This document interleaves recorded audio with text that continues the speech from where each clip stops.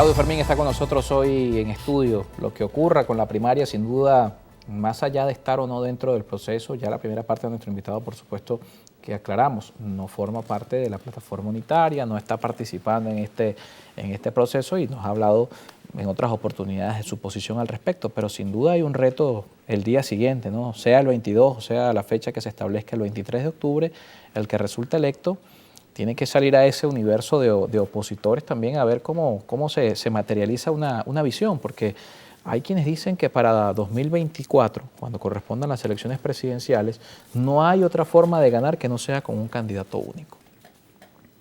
Una de las situaciones interesantes del 22 de octubre, dependiendo de quién sea el candidato que allí obtenga el triunfo, dependiendo de cuál sea en ese contexto también los grados de homogeneidad, si van a quedar compactos alrededor de la persona que gane el evento interno, eso también puede determinar la posibilidad de entendimientos con otros factores políticos, porque hay diversidad de personalidades, hay planteamientos disímiles dentro de la propia plataforma unitaria.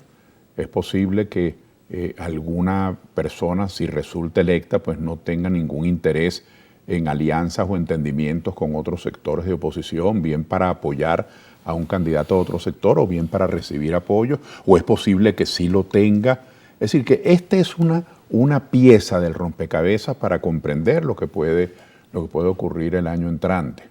Yo creo que las alianzas, los entendimientos, en un momento en que el país está tan descuadernado, en un momento en que, es decir, no solamente atravesamos una crisis económica severa, no solo tenemos problemas gravísimos sociales, graves, hambre, diáspora, no solo tenemos altísima conflictividad, sino que pensar que eso lo podemos los venezolanos enfrentar en los términos convencionales, es decir, que el partido que gana tiene derecho a imponer o a instrumentar su programa.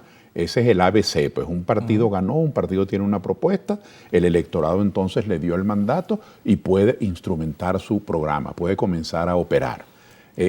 Así linealmente habíamos visto la política hasta ahora, pero en un país como el nuestro, donde ha sido desmantelado el aparato productivo, donde hemos estado sometidos a un bloqueo criminal, donde estamos en una situación de incapacidad de respuesta del Estado. Usted va a cualquier institución, desde un CDI, un hospital, una oficina cualquiera, de cualquier organismo público o de la mayoría, bueno, y la respuesta es no hay. Entonces es una situación terrible. Creo que no estamos en capacidad de continuar estirando la arruga. Venezuela necesita un gobierno de entendimiento nacional, un gobierno de unidad nacional. Fíjense que no estoy hablando de un candidato de oposición unitario. Esos son asuntos que los opositores tendremos que resolver.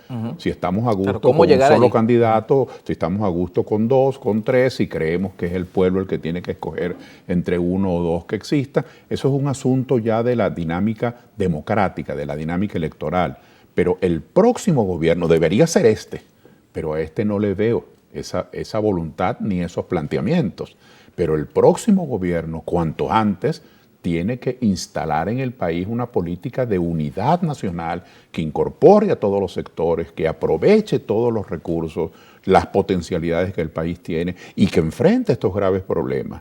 ¿Cómo enfrentar el bloqueo uno o dos o tres sectores aislados? ¿Cómo definir una política acertada, eficiente, con el problema territorial del Esequibo, con el país aislado? ¿Cómo recuperar el aparato productivo en las condiciones en que estamos con el país atomizado políticamente?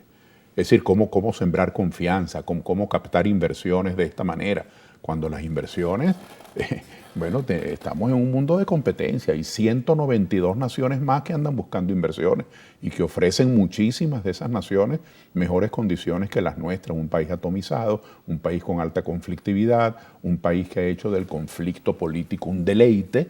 Hay gente que disfruta, sobre todo los extremos, han hecho del conflicto político el escenario del mantenimiento de su estatus. Entonces nosotros requerimos de una política de entendimiento, de unidad nacional, cuáles son las opciones, quiénes son los candidatos que ofrecen posibilidades para un gobierno de entendimiento, cuál va a ser el debate cuando hablemos el año que viene de las elecciones. Nosotros, desde la perspectiva nuestra, digo nosotros, no solo Soluciones para Venezuela, sino muchos venezolanos que estamos atentos. Nosotros, por ejemplo, en Soluciones para Venezuela, estamos muy atentos a las posibilidades de alianzas, a las posibilidades de entendimiento, y por eso nosotros vamos a participar activamente en el debate político electoral. Es decir, cuáles son los planteamientos para la conformación de gobierno, cuáles son los planteamientos para el manejo de los ingresos públicos, cuáles son los planteamientos para las posibles reformas o enmiendas constitucionales, cuáles son los planteamientos para tratar y administrar al sector productivo, qué vamos a hacer con nuestras relaciones internacionales, nos subsumimos a una guerra fría en la que otros tienen intereses o adoptamos una política soberana. Es decir, hay un debate temático, hay un debate programático que desde nuestra perspectiva debe preceder la escogencia de una opción electoral. Otros han optado por seleccionar candidaturas prescindiendo de debates programáticos. Claro. Una cara sin un proyecto detrás. Hay ciertos asomos. Es evidente que hay algunos participantes, por ejemplo, dentro de la elección primaria de este sector de la oposición, hay algunos participantes que reclaman más bloqueo y más sanciones. Hay otros participantes que han comenzado, aunque tímidamente, a protestar el bloqueo. Hay algunos participantes, pero en un tono muy tímido, que han desconocido todo ese paralelismo institucional, toda esa política del interinato, ese esquema fantasioso que tanto daño le ha hecho al país. Y hay otros que se siguen llamando representantes de la Asamblea Nacional Legítima, una asamblea que feneció en el 2010, en el 2020. Es decir, ahí comienzan a asomarse diferencias, ¿no?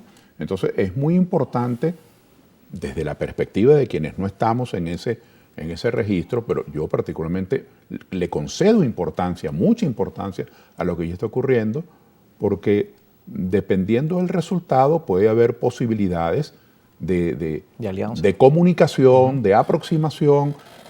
Ojalá que las hubiese de entendimientos electorales, pero si no la hay de entendimientos electorales, pueden irse tejiendo los vínculos para un gobierno de entendimiento nacional. Es decir, es muy dinámico lo que está pasando, pero no cabe duda, desde mi óptica, Carlos, no cabe duda que el debate temático, el debate, al menos no la tengo yo esa duda, el debate programático que los venezolanos estamos requiriendo, que estamos exigiendo, que estamos en necesidad de enfrentar, ese debate no ha ocurrido. Simplemente hemos visto un registro de candidaturas, hemos visto un espíritu, voy a llamarlo con todo respeto porque es así, un espíritu unitario.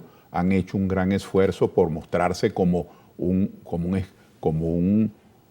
unas coincidencias unitarias, aunque ya se comienzan a ver diferencias programáticas. Pero claro, al no existir el debate programático, no sabemos cuán entendidos o no están en algunos temas. Para nosotros es fundamental. Y yo creo que el primer trimestre del año próximo, ojalá fuese el primer semestre, pero el primer trimestre tiene que ser rico en el debate programático. Tiene que poner el acento en las propuestas. Es decir, el ciudadano quiere votar, el ciudadano quiere un cambio. Incluso el cambio no solamente lo queremos las personas que somos de oposición. El cambio lo quiere el chavismo, el cambio lo quiere toda Venezuela. Las encuestas hablan de un 80% que quiere un cambio. Claro, los líderes del PSV, los líderes más importantes, al menos no les he escuchado hablar de qué cambio prometen. Más bien prometieran cierta continuismo, más bien parecieran estar conformes con las políticas que están desarrollando.